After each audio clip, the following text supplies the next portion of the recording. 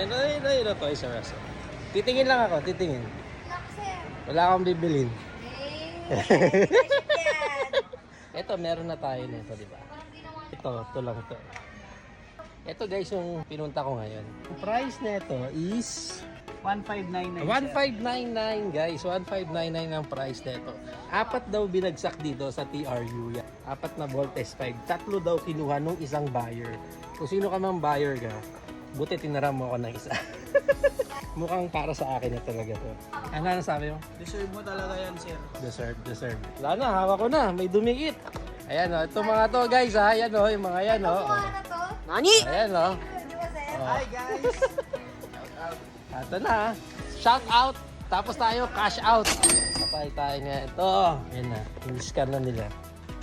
Ayan na. Sinusupot na. Wala na. Pag ganyan na guys, wala na. Wala nang bawian yan.